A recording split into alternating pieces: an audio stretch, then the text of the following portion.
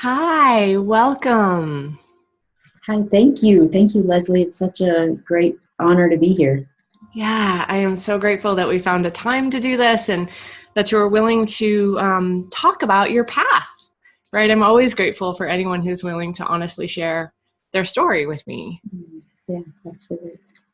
So, as you know, we begin in this podcast at the beginning. So, what was it like? So, there's a difference between spirituality and religion, but what was your growing up? What do you remember about those two topics? What was your experience of it? Were you raised in a family of religion and or spirituality? Like, what was it like for you growing up that you remember? That's a great question. Where it started for me was early memories of a few things. My parents are immigrants, so they came to the U.S. My dad came in 1970, and I'm speaking to you from the UK. So there's a whole where we are from defines our journey too. Mm-hmm. So my parents were there, and when I was born, they weren't citizens. They had their green cards, and they were married. And so when we grew up in Southern California in the San Jose area, there was dance classes, so Bharata Natyam, which is so Bharata Natyam and classical Indian music. Hold on one second. You didn't say where they immigrated from. Oh, sorry. Yes, good question. From South India. I think that's just obvious, but I thank you for stopping me. Some people are just listening, not on the video. Yeah, that's right. That's very true. So yes, my parents are from South India. From the state doesn't exist in the same form now, so they are from. It was called Andhra Pradesh, and now the state has split into two, Telangana and Andhra. So my mom's from Telangana, my dad's from Andhra. And they're both Telugu speakers, so I learned that. So these are all different parts that they brought with them. They're also in Indian Hinduism. They are in the highest caste, so that has something to do with it. In that they're Brahmins, so there is a focus of education and so on. Okay. And so they brought this with them to the U.S. And when we were in Southern California. Northern California, I guess, where San Jose is. And we had dance and music classes. And those are dance, drama, and music in India kind of grew up together. There's actually one word, natya, and that is the same word in Sanskrit for dance, drama, music. It's all kind of combined. Okay. So dance and drama for certain. So we learned that, but we also went to Bala Vihar, which is the teaching like Sunday school. And it was a weekly kind of class. I don't remember that much, but I do remember we would take the time to learn stories of the Ramayana, the Mahabharata, and the Gita, the Bhagavad Gita, and so on. So we would learn that. We would do bhajans, and later in life we would also go to a weekly bhajans group when we moved to Phoenix. And that was a place where we sang devotional songs and maybe had meditation or other kinds of things, and always ending with food. So all of these things are all part of what was the Indianness for us. So there's dance and drama and the fine arts.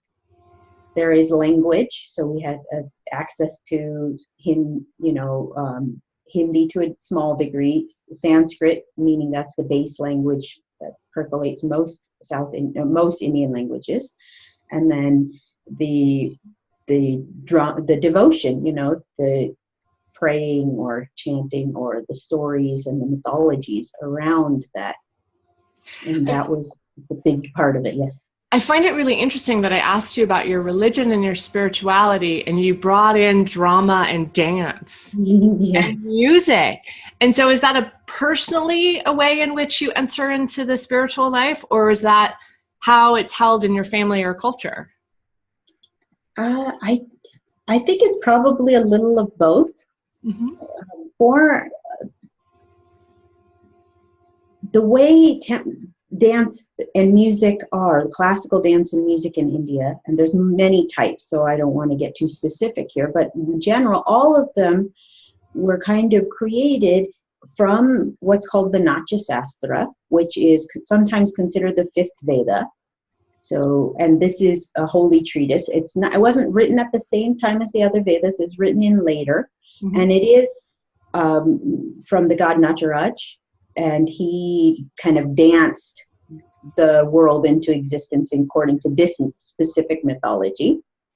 And so it's kind of a boon that we got as humans to have this. And in fact, the great dancers and musicians of India would have, like, there was a caste for dance and music families, and they would have had, like, this is before the British came to India, they would have done temple dancing.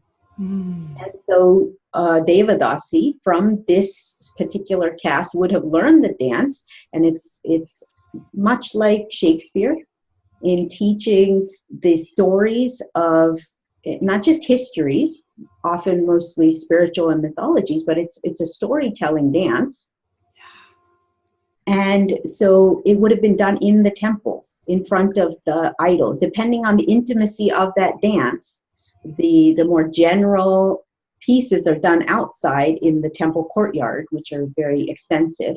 And then as the piece becomes more intimate, and in fact, some of the older pieces are more erotic in nature because you would have been married to this temple god. So those are done in the chamber right in front of the actual idol, which are very precious areas. Yeah. So some of those colloquialisms still show up in the dance and music, for instance. So to me, you can't really separate them. People sometimes can, and I'm a dancer. I'm a trained dancer, so I think and I move and I'm kinesthetic. So to me, spirituality has a lot to do with movement, as well as being who we are, right? So that's an extension of that. It's so beautiful. I mean, my own experience has been cutting off the body and ignoring the body. And it's taken an enormous amount of work to get back in my body and to start to listen to my body. And to use movement as part of that has taken a lot of effort. And it's not what I was raised with. It's not, I mean, this was dangerous. And so I just, it's so nice to hear this honoring of this big part of information and a big part of my spiritual life, right? Like I was talking about goosebumps when I hear the truth and someone said their truth shivers, right? Like this, our bodies are telling us things. And from my world, I never had that access to that, right? And so it just sounds so, well, of course, looking from afar, it's luscious, right? But it's great that you had, from a young age, access to that part of you. Yeah. I mean, we have to look at what you're saying. We have to look at that in a greater context. I mean, all of this is contextual. None of this happens in a vacuum. So we look at the way patriarchy and colonialism play into this. So what you're saying about being intellectual, well, that is very much linked to 1600s way of thinking in Western Europe.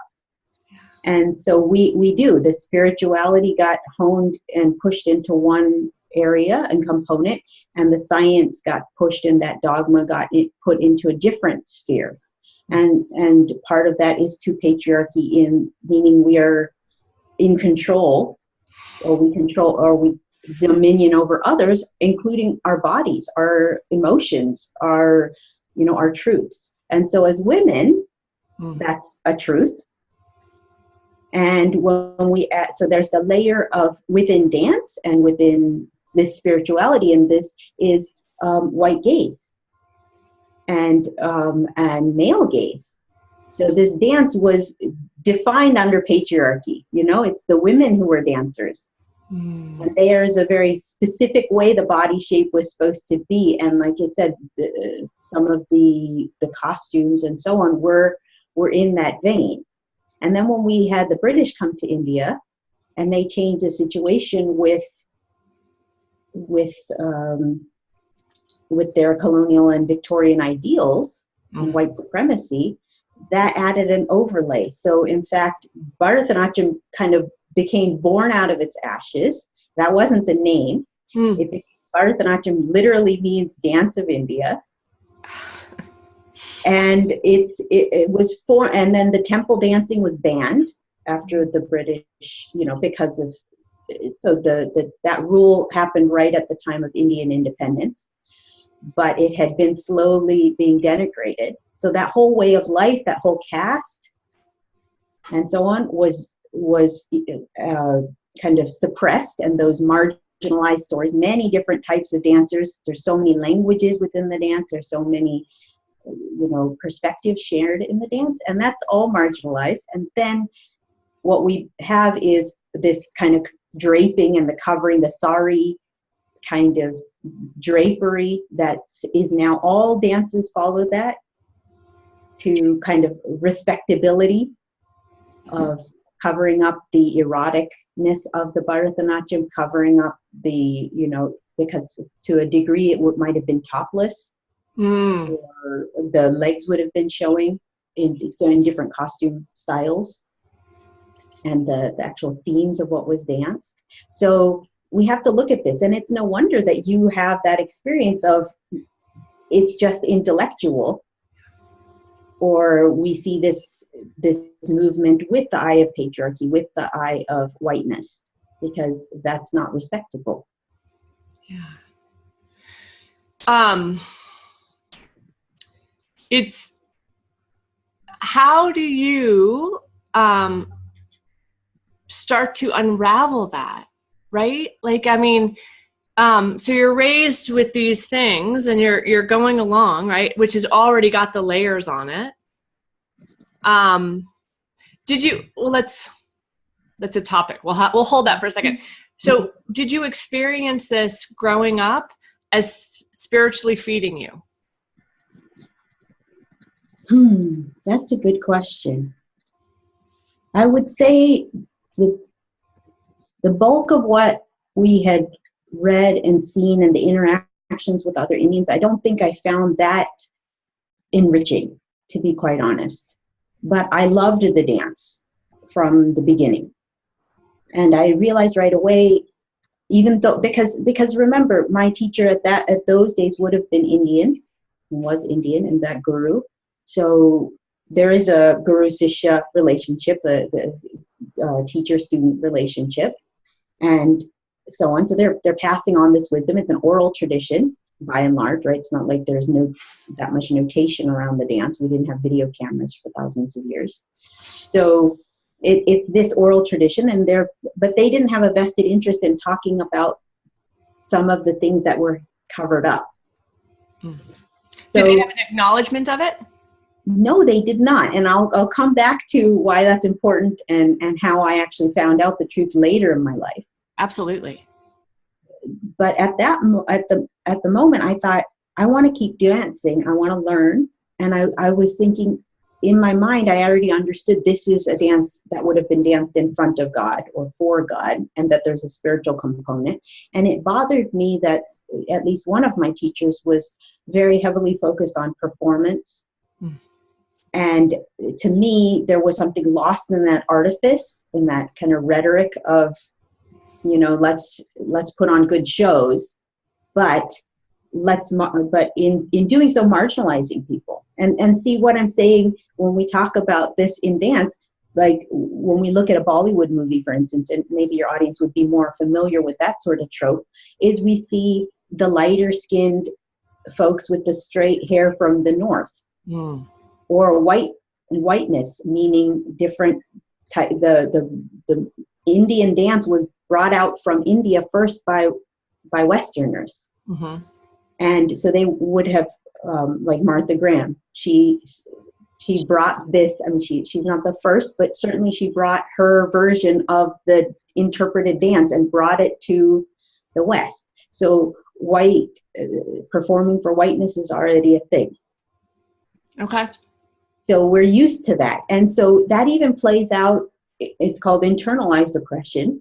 Yeah. And that shows up even though I had a South Indian dance teacher, she was still willing to, and I didn't understand that at the time.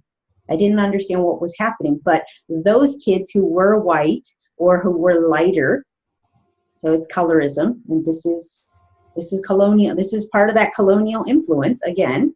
So people like with my hair, or I remembered a disabled student, totally put to the sides. Yeah. And these students who could perform perfectly, meaning I might not have been perfect in that, but it was full of devotion. Yeah. And that was not valued. Yeah.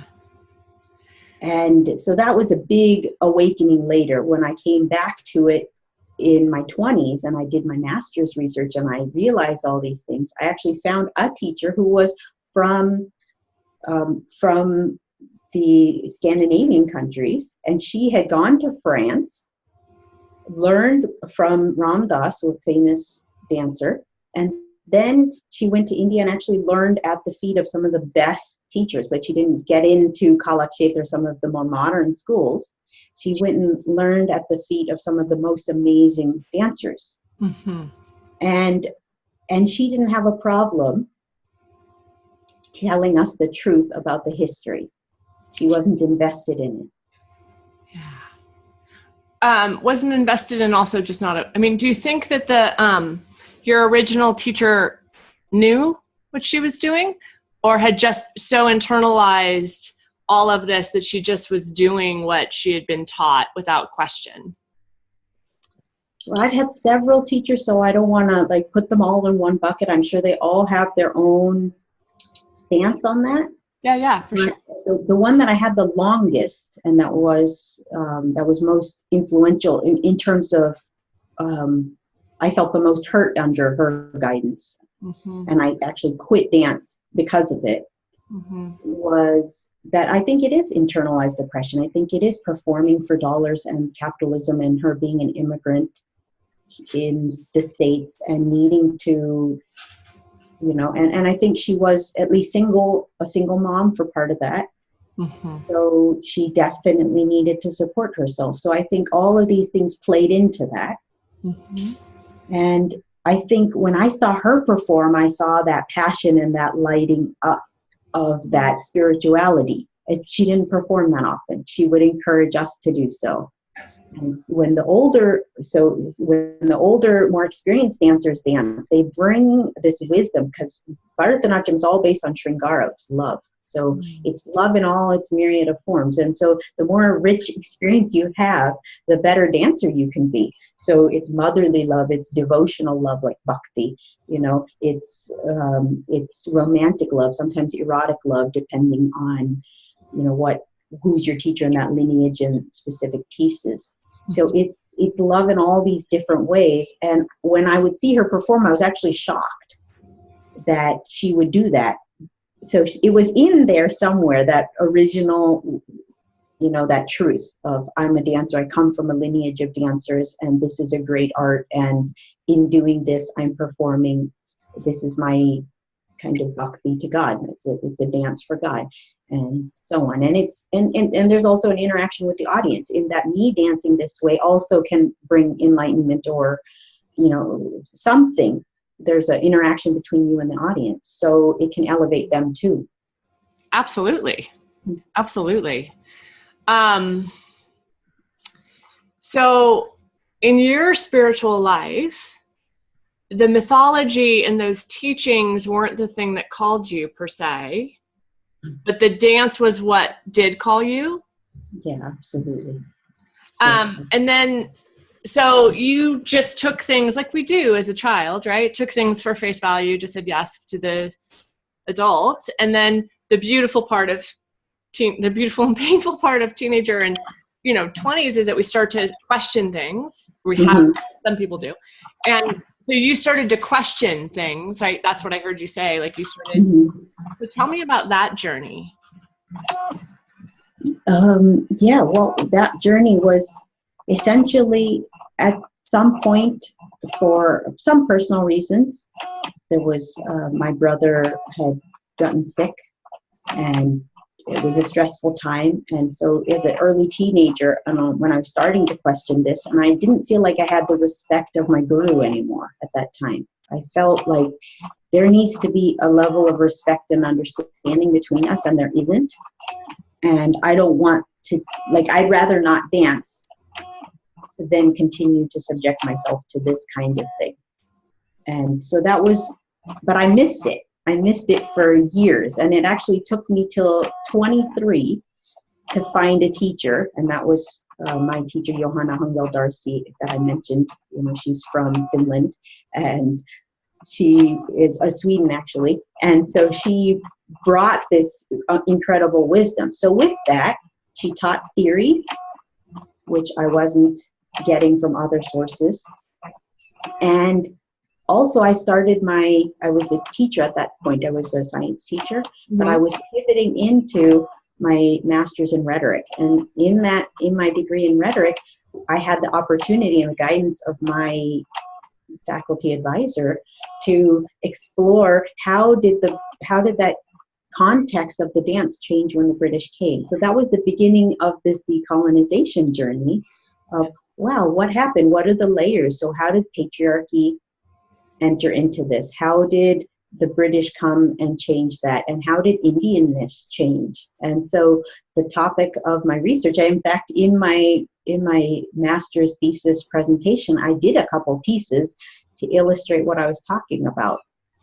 So that was the beginning. And that's actually what brought me to the UK to do my PhD. I did not complete the study, but I was going to do my PhD in dance on looking at Indianness and how do we use dance classes as this medium to teach Indianness to Indian diaspora, meaning people born outside of India. How do we maintain this idea of who we are outside of our country? And how is dance that mechanism that can do that? Interesting. And so your goal in that, maybe that's not truth, but in your thesis, you wanted to see how this was being taught, and you also wanted to take it apart from how it's changed over time. Yeah, absolutely. And there's a lot of prior research in that. So obviously once you start digging into the texts and the, different other people's research, that it kind of guides your journey too, that you might go in with the thought in research, this is what I think I'm going to find, or this is what I want to find. And of course, life has a different answer. So, but it's a weaving, unwinding process. So how was this for you internally, right? So I hear you're very intelligent, and I hear all of the research, and I kind of want to know, if you're willing to tell me a little bit how it was for you, this process, right? Like for me, when I hear you say how you looked at your guru in teenage years and said, this is not working for me, I don't know that I could have done that at that age. Right. And so I just am like, yes, I want to applaud that teenage girl who stood up and said no. And then now you're here. So how was it internally for you to start to learn the ancient ways, I guess is how you would hold it, like learn the ways, learn the changes? How did that change you, or how was that your experience? How was your experience in that? Wow, that's really complex, and that's a really good question. So I probably can only give you some snapshots from along the way. In 5 words or less, go. Yeah. So one of the things when I was wanting to leave, it felt like, and we see this trend in even in a great deal of Western society, that dance is applauded and wonderful until the teenage years. And then because of, and I would suspect, male gaze and body, and then hormones and body changing and lack of body positivity and so on, and the cuteness and the innocence of the dance and the more mature form, right? That, hey, you can't make money doing this. All of those things start to come out. So it's not unusual, but it felt like really rebellious that I had gotten this, like I was within a fraction of doing my Arengation, which is the solo debut. So I had done this study for so long that I was qualified to do this within months of doing it. And I stepped away, and I missed it. I longed to do it, but I didn't want it with this person. So when I met Johanna, and so it was, and actually as an undergrad student, I started to teach again. So I taught some of the Bharata Natyam, even though I wasn't qualified, but more qualified than most people in that I had grown up with it. Mm-hmm. So, and I was lucky to have found a mentor who encouraged me at that age to come back to it and embrace, this is who you are, don't give up this richness. And so I had some false starts in there and a lot of unpacking to do. And as I came back to it in my 20s, I think the biggest part that I was unpacking personally and in my work, because to me, there's not any distinction, right? To me, it was all very connected. So as a teacher, as a researcher, as a performer, and so on, and my personal work, I was going through therapy and so on. And what was the focus was dismantling patriarchy and how that shows up. And that's like internally in so many places. Like you mentioned about movement and, you know, and that was a big thing. So we get too into our head. And so it was returning back to body, returning back to self, and realizing, wow, I don't, preparing for this Arngate, that this has been a lifelong process. And I remember it was a rainy day in New Mexico, and I'd finished dance class and it was pouring outside. And so my teacher, Johanna, said, you know, just hang back. It'll, you know, you don't need to run to your car just now and like drive in that. We'll just give it a few minutes. So in that, I took up my courage and I said, you know, I had set the intention when I was 10 at some retreat that I wanted to do my Arngate. Like that was an important job I wanted to do in my life, like bucket list sort of thing.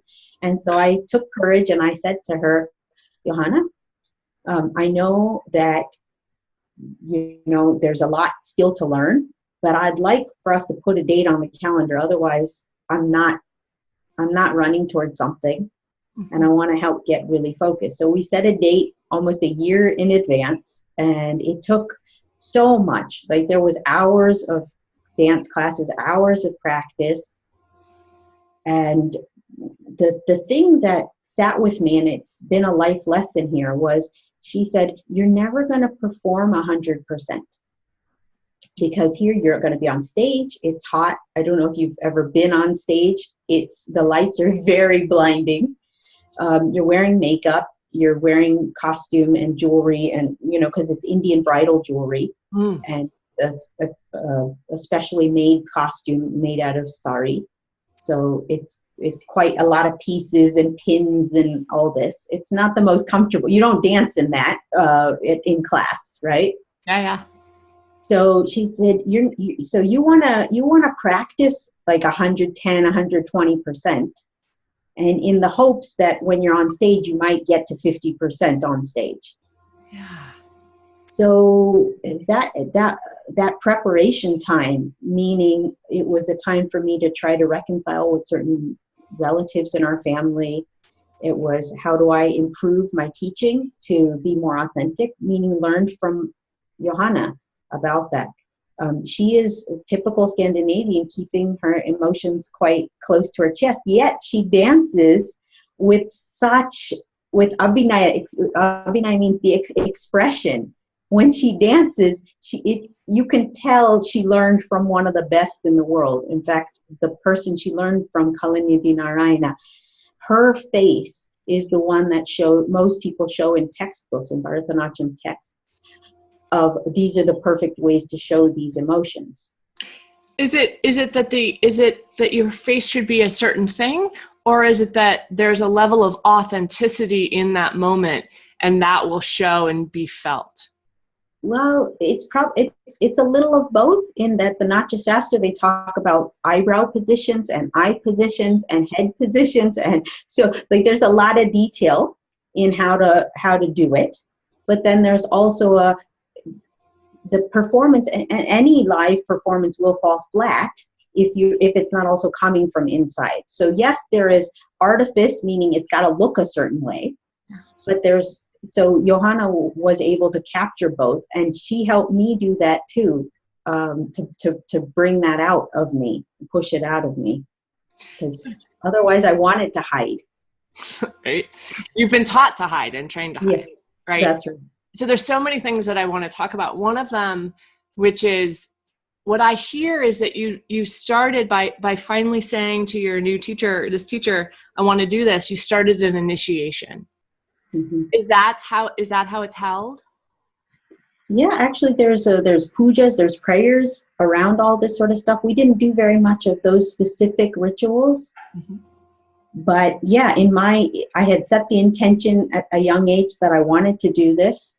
And to be quite honest, I think it was a dream that had started with my mom, that she wanted to learn it, but she was born right after Indian independence, where it wasn't a high class art yet. It hadn't finished this rebirth to become a stage art and a high class art. So as a member of the high, a daughter of a high class family, she wasn't allowed to dance. That was verboten for her. So that, I think that partly came through. Yeah. And so, so it's a combination of so many things. So, one of the things one of the big initiations for me that I have held as an initiation as an adult from beginning to end was getting married. Mm-hmm. And I think that so much of the meaning has been lost in this thing. And so my husband and I were super intentional around this, right? His family was becoming my family. My family was becoming his, and we fought, and it was really hard. It's how you become family, right? And so we would get lost in the minutia, right? Like what color is the napkins or whatever the thing was. And then we would sink back into, I am no longer going to be single. You are going to be my family, and they're going to, and the depth of it, right? And so I equate it to what you're saying, which is this idea of like, yes, there's an eyebrow flick and a thing, but then you also brought in, I reconciled with family. Mm-hmm. I did all this internal work. And so I'm curious as to what the accomplishment, like, right? Because again, in a wedding, there's a private sacrament happening between my husband and I, and a public one saying, in the community, we are now this. Mm-hmm. Right? And that's why you guys are all here to witness us. Yeah. Mm-hmm. And that was held really deeply. We did public vows and private vows where we talked to each other where you couldn't hear because it wasn't your business. Mm-hmm. And so I guess my question to you is, you do this big accomplishment. It took you a lifetime and or a year, right? to get there. And what was the shift for you? Was it becoming a woman? Was it becoming, like, what was the shift in the accomplishment? Does my question make sense? That's an excellent question. And I love that you're comparing it to marriage, because in olden times, they would have not only had to learn the dance and learn instruments, but they would have been married to the temple idol. Yes. And this was the culmination of that training.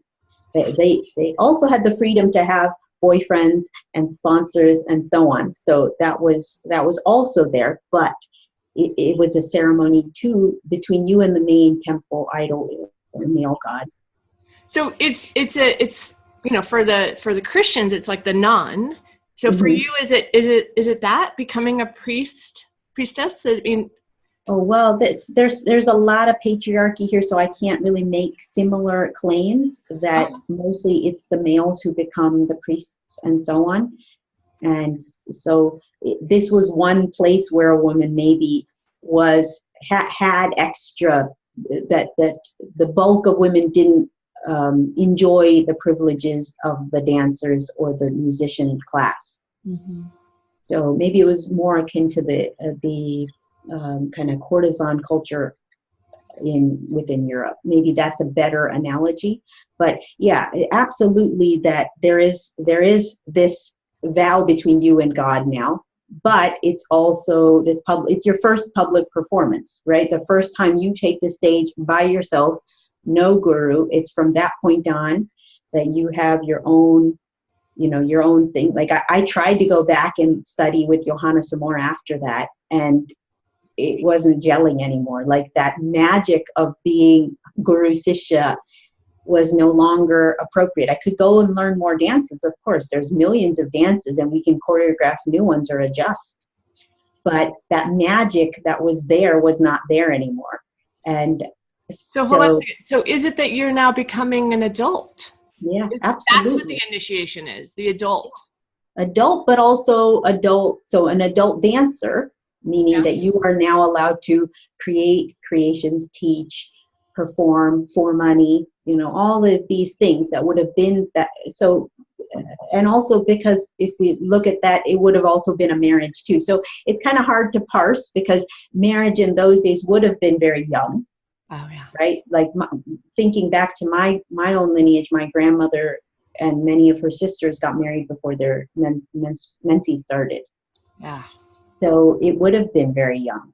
So it's kind of both in that respect, that it would have been done at that age,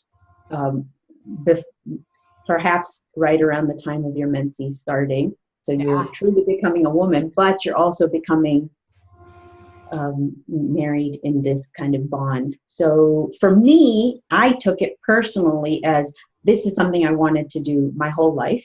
Mm-hmm. And it was a culmination of a lot of things. It brought a lot of healing. And I actually went to India to continue to study. So I learned from a dance teacher, Pasumarthi Ramalinga Sastry, for 4 months. And that was amazing. And he's an amazing teacher. And I got paid to perform a handful of places, including my alma mater, New Mexico Tech, and so on. So there was new opportunities that came up, and it was in the middle. That was right in 2006, and that was the work I brought into my master's, and I completed that in 2008. So it was many parts that were getting kind of closed up that I had wanted to do when I was younger. And so it sounded like an initiation that got completed. Yes. That got interrupted and then got completed. And I honor that. I think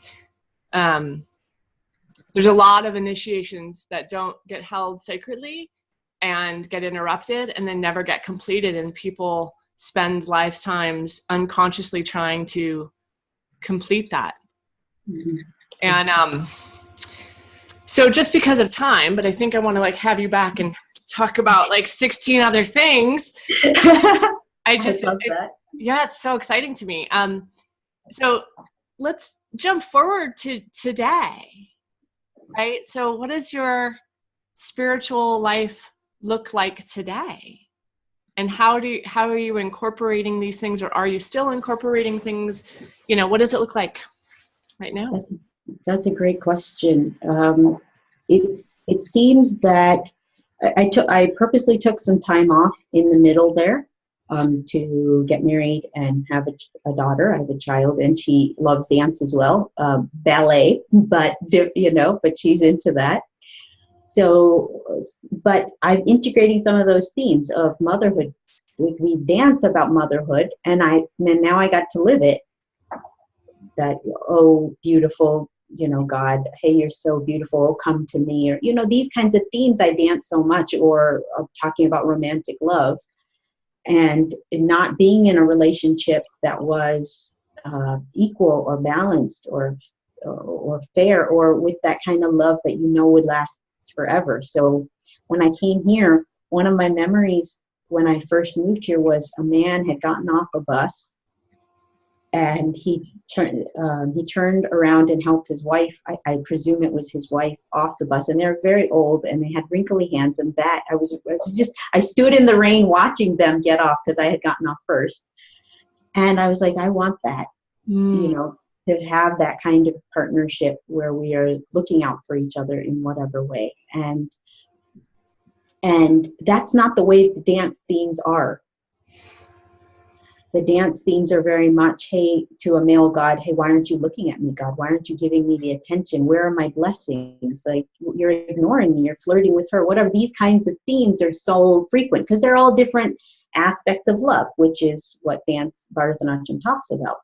So spiritually now, And where I'm going with my dance is I want to create new themes. I want to talk about how can we be in equal partnership? How can we talk about some of these other themes and bring in stories from the margins? And for myself, it means actively loving and nourishing and accepting and liberating all those marginalized parts of me, all those stories from my past, and integrating them from our ancestors and from our mythologies, right? But there are, even though there's so much patriarchy, there's still stories of, trans individuals. There's still stories of polyandry.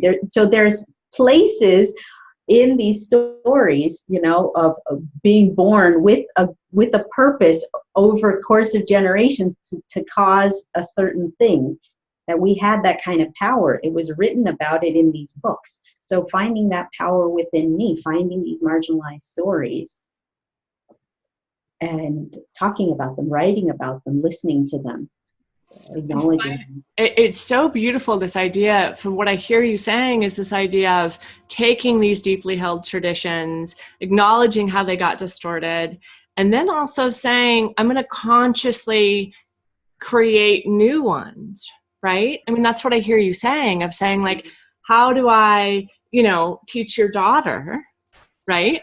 And how do you start to speak about this in a way that's more empowering, that takes it apart? I have a son and I have a white male son. Mm-hmm. And the impact of raising makes me cry. Mm-hmm. A white male, it's a big thing. I want him to be conscious. I want him to be aware. I want him to do these things. And, my husband and I don't want him to be ashamed of who he is. And I want him to know that, right? Mm-hmm. And so it's taking this path, acknowledging this past, and not pretending it doesn't exist, and yet trying to forge a new thing, which is what I hear you doing. That's right. That's right. We have to create something new. In fact, my husband and I, when we got married, we did not have a traditional ceremony in any sense, either Hindu, and he's C of E, Church of England.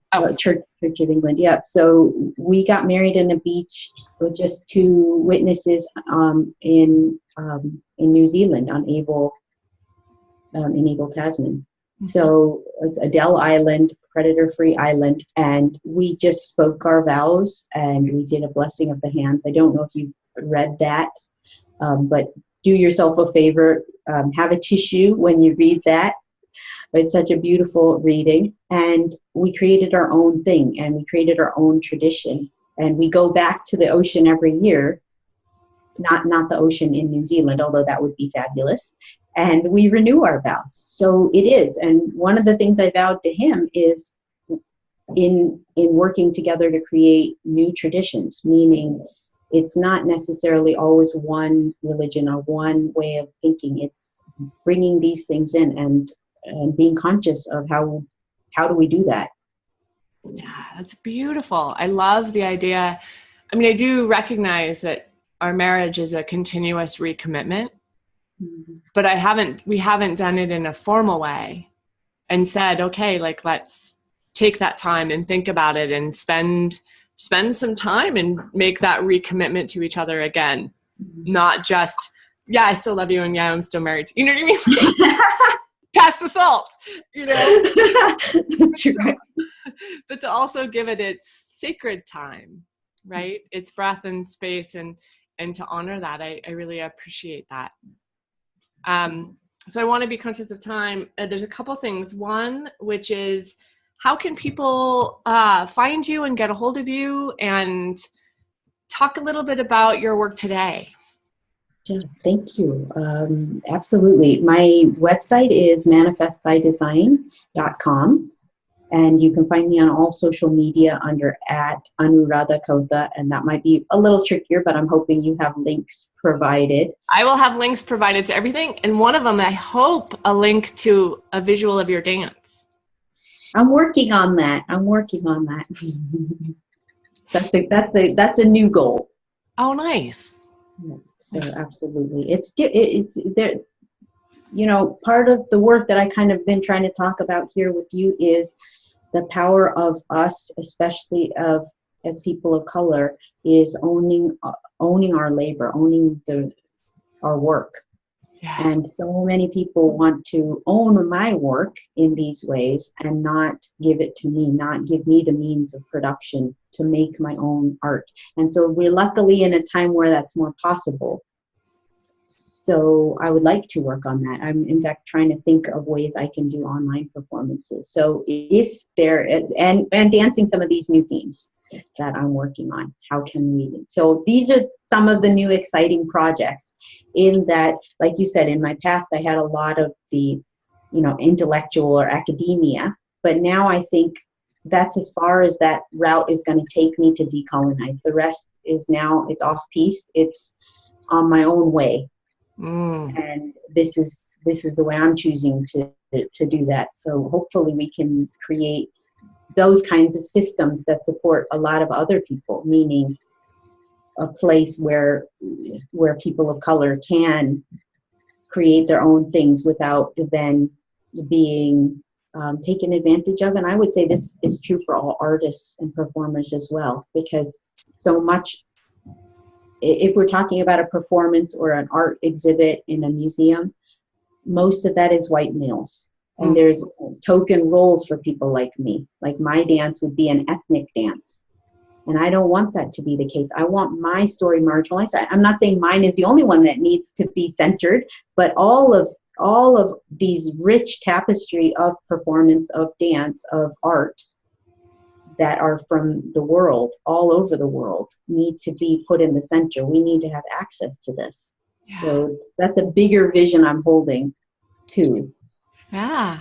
Well, hopefully I get to be a part of it. I'm so grateful that you got to tell your story, and I'm sure that anyone's listening is excited to look at what you're doing and see what you're doing and hear more about you. I know I am, so I really appreciate your time. In the notes on my website, as I put this out, there's going to be all of the ways in which people can find you and connect with you. And I encourage you that if you are called listening to this podcast, that you take a moment to look you up and find ways to connect with you. That's how I found my teachers, right? By these serendipity moments, these synchronicities where I just happened to catch a random podcast that then led me down this hole of being fulfilled in this way. And so I really honor you, and I thank you for your time, and maybe you can come back and I can hear more about what's going on. I'd love that, Leslie. Maybe when I've got my first live show done, a virtual show, we could do it. Yeah, that would be amazing. I would love it. So again, thank you for your time and your energy and your story. Yeah. Take care. Bye.